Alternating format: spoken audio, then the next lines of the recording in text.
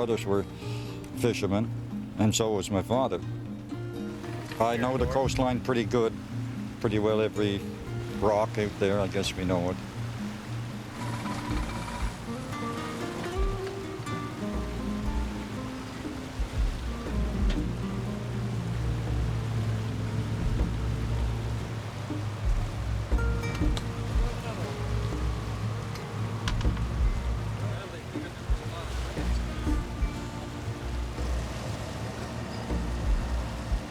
Mitch has been with me since he was, well, he'll be coming on the water with me since he was 8, 9 years old. Yeah. He used to get seasick every day he'd come, and he'd always keep coming back. Yeah. I guess that's in his blood too, so. Okay, Mitch. I got one local guy here with me as well, Murray Pattengale. He's an excellent guy. I think he's a better fisherman than he is a ball player. A better deckhand.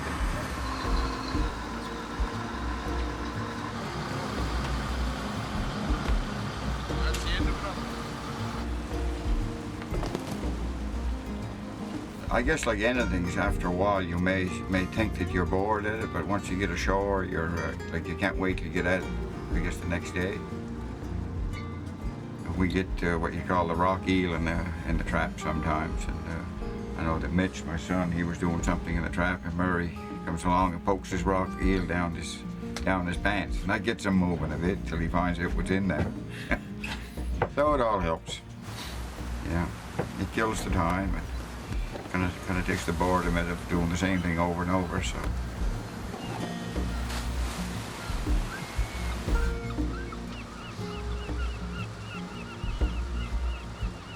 I think there is a monastic quality to fishing, a sense of the beyond. There's something beyond this, and Celtic spirituality is certainly a big part of the religions here, all religions, and God has written 2 books, the Bible and creation, and I think this is what, when they're out there, they're reading the book of creation, I think, and they know better than I do. They know better than anyone I know. When I'm looking out at the coastline, yes, I'm looking out of my office window, which is right here, and it never changes for me. It gets better every day, so I love it. It's really beautiful. Maybe that's the common ground they find with the Buddhists and kind of living a contemplative life, and yeah, there's certainly a lot of time there to reflect, and I've heard fishermen say what they talk about on the boats, and certainly to talk about their faith, and it's certainly affords them the time, and the setting is very much a cathedral.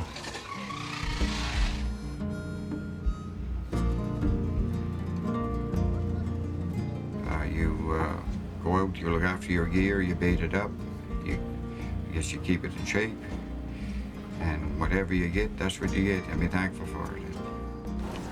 There's a nice bait on that fella. That's about a 20-year-old lobster. It's the last catch of the season. It was a good one, I guess. It puts chills through me a little bit because I'll miss it.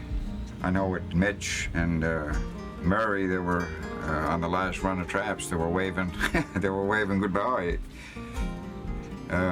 like to the coastline. But it's not like they're going away. But it's so that it's kind of touching.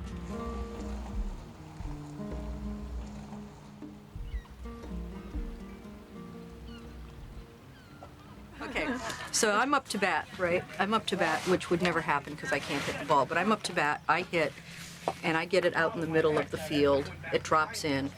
I make it to second base, but, is that Tempa? Yes. Okay, so Tempa gets the ball. He's in between second and third, so I can't get by him, so I'm going to stand on second base. Right, because I'm safe there. As long as I'm standing on second base, I'm safe. So at some point we decide I'm not moving. My turn is over. I'm stuck on second base. He'll toss the ball to the pitcher. Someone else will come up. And it'll be their turn to hit. Because I'm safe, it's not an out. Monks and nuns of Gampo Abbey are at bat. Score is 16-4 for the firefighters, but not for long.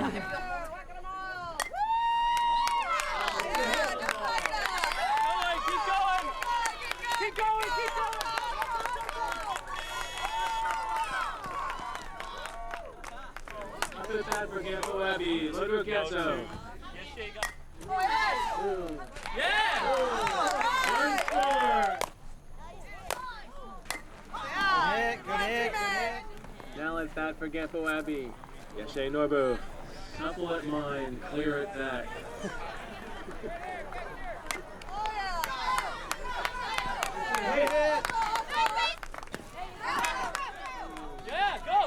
One runner scores. This is a good game.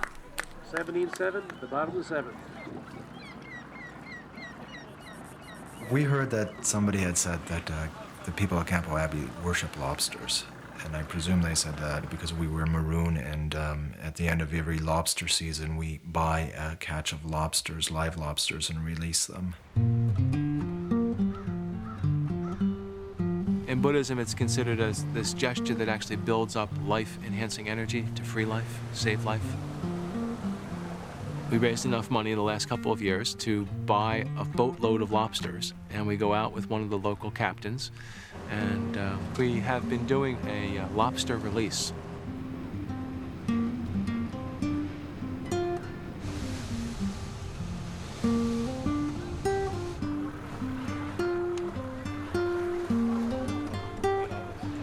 Wednesday, the last day of the season. This is our tradition with the Buddhists. They arranged to fire a whole catch. But the deal was, it was the end of the season, all the traps had to be taken in. So once all the traps are in, we go back out with the Buddhists. They bring their snacks, the holy water, and Lobsters. and the 200 pounds of lobster out off the abbey. They do a bit of chanting, a little ceremony, bless the lobsters with the water, and then they release them all.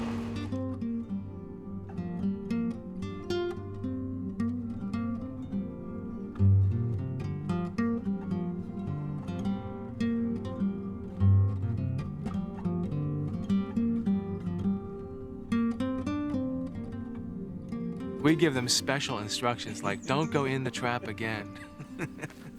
I guess the last day is a good idea to do it, let's say a day like today. They've been doing it earlier in the week, and it hasn't really worked that well because they'll be able to trap them right away again. So.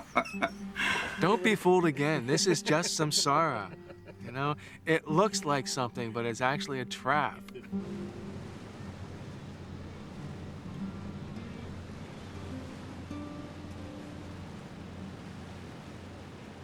Right, because you get a point.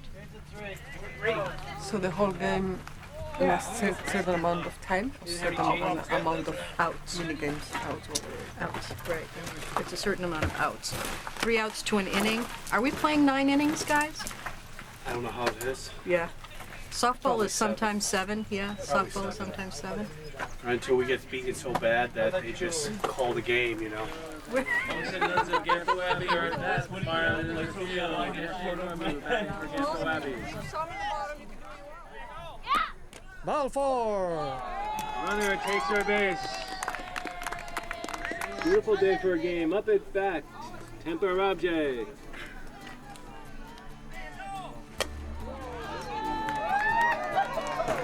Good hit. Run scores. Runner caught the 17 coaches! Monks and nuns have the firemen thinking. Go in! Go second! Go second! Go third! Go third! Stop! Stop! Back!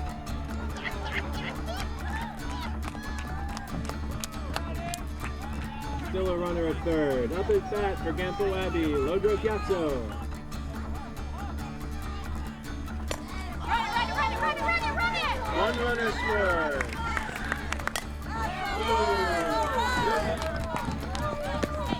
Gyatso! Oh, you! Who told him no? I didn't tell him either. He's not listening. He's just going. 2 out. Score is 22-11.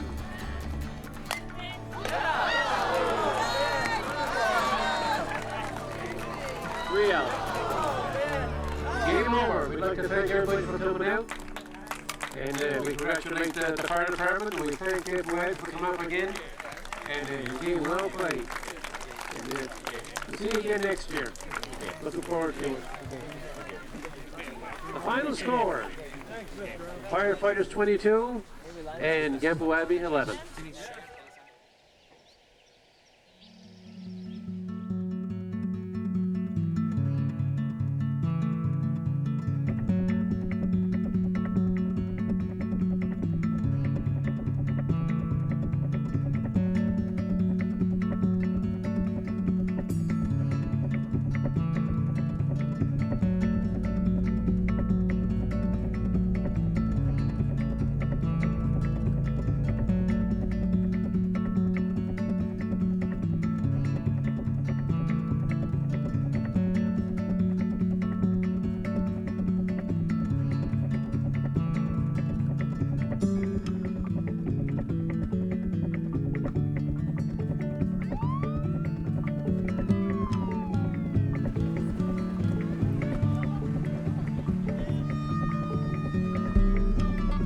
One of the things that I think our community has tried to do from its beginning is to actually make friends with the neighbors, but real friends.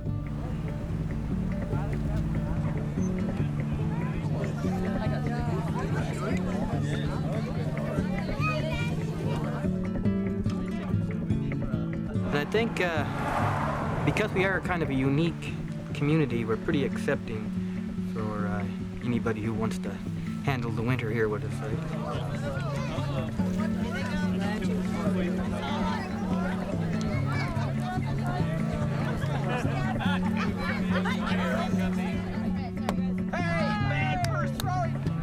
They kind of just slowly became part of the community, and now, like, it's almost like we're all one family here anyway, right? So we adopt people.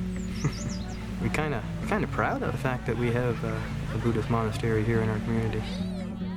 You know, it's not easy playing these, so next year we're going to have you playing your fire boots. Okay, so next year you're going to wear the boots. We got the robes. You got to wear the boots. Okay, that's a deal, that's a deal. Yeah. 22-11. Which is really like 2-1. Score, yeah. Really. That's not so bad. That's not bad. Stuff. That's traditional to do this. That's right.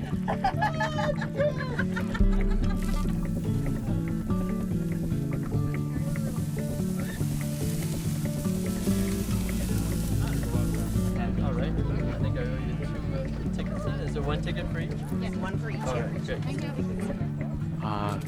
Somehow the monastery and the local townspeople connected with each other, and we realized, you know, we're all living out here in this rather demanding environment, and it's Canada Day, and this is something that's fun, and we could actually do this together and have a good time.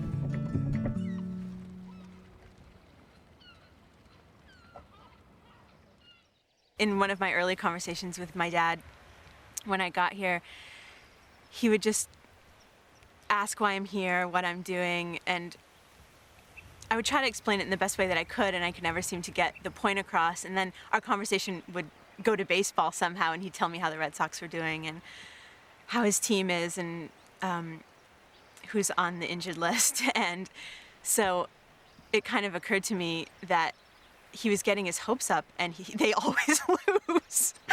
And I just sort of realized that that's what I was doing here, that I was learning how to not do that anymore. So I just said, what if you didn't spend the whole season like thinking about how they're gonna pull it off this year, and you just didn't go there at all? And how do you think that would be? And he was just like, well, I'd probably enjoy watching the games a lot more. I was like, that's what I'm doing. That's what I'm doing here. I don't know if he got it, but I thought it was a great metaphor.